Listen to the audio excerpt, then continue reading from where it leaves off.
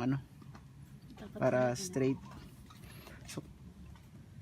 So yung gagawin ko ngayon, ituturo ko naman ngayon yung way paano maghasa ng ano, ng kadina ng chainsaw. So ito kung nakikita nyo guys, may ano, original na yung bagong tawag dito, kadina or chain. Pag bago pa ito, meron na siyang original na guide, naka ano siya,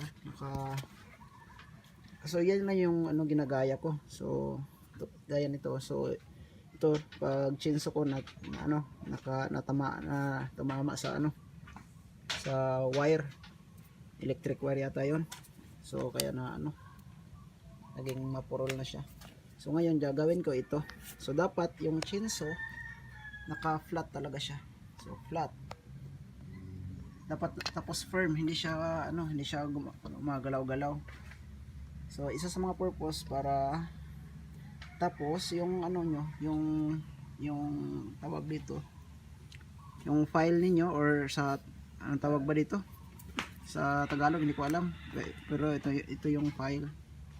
So kumbaga sa Ilonggo pa na term is balag. So ito guys, so ang paghasa nito dapat hindi dapat puro push lang siya lahat, push lang siya lahat, push.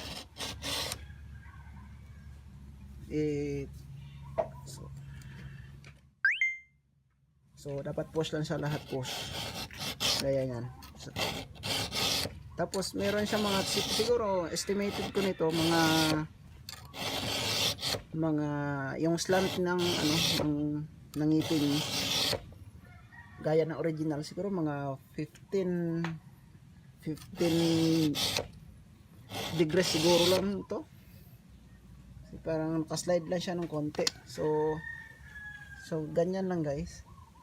Tapos hindi, yung paggamit nito, hindi siya pa ano, hindi siya pagtulak mo, hihilain mo siya pabalik. So hindi ganoon guys. So masisira yung ano, yung ngipin ng chainsaw. So dapat pag push mo, iangat mo siya, tapos balik ka na naman sa punta,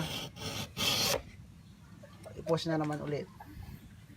So ganyan guys. So isa yan sa mga ano, mga technique. Isa yan sa mga technique. So next, tapos ang paghasa dumidepende lang sa ano, depende lang siya kung kailan